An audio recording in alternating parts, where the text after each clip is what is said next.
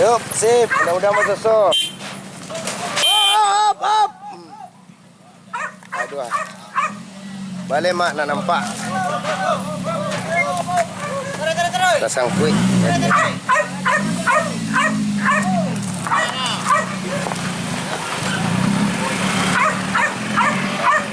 Kanai garubak sate mak.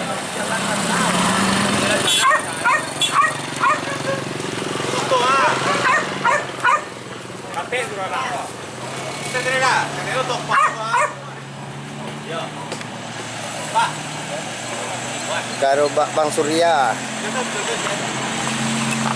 Bang, sip. Mudah-mudahan susu mak.